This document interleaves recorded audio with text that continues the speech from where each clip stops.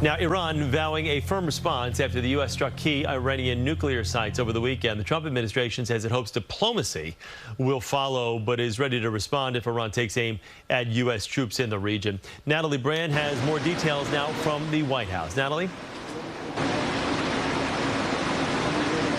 Hi, Chris. And President Trump is scheduled to meet again with his national security team next hour as the administration and U.S. troops in the region brace for a potential response by Iran.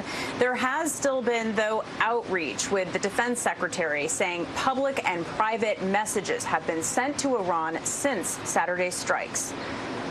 The 7 B-2 stealth bombers that took part in Operation Midnight Hammer have returned to their Air Force base in Missouri. Satellite images show what President Trump describes as monumental damage to 3 key Iranian nuclear sites, including Fordow, buried deep underground. We devastated the Iranian nuclear program.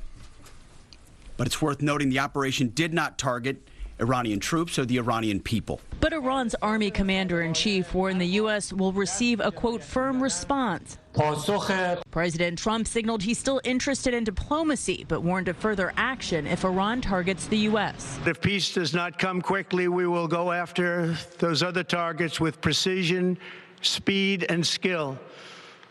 Most of them can be taken out in a matter of minutes. Secretary of State Marco Rubio said the U.S. is ready to meet with Iran. The Trump administration says the goal of the United States is not regime change. I think the president has been very clear that we are not interested in protracted conflicts in the Middle East. But this social media post Sunday is muddying the waters as the president asked if the current Iranian regime is unable to make Iran great again, why wouldn't there be a regime change? But if they refuse to engage in diplomacy moving forward, why shouldn't the Iranian people rise up against this brutal terrorist regime? That's a question the president raised last night. Overnight, Israel and Iran traded more missile strikes, fueling concerns about an escalating Middle East conflict.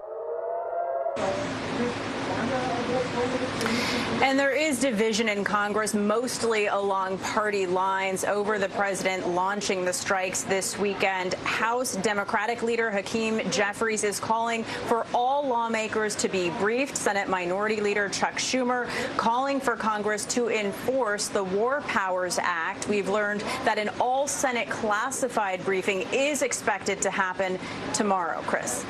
Natalie Brand at the White House Force, thank you. Stay with CBS News for continuing coverage of the crisis in the Middle East. Look for updates all day long on CBS News New York and at cbsnewyork.com.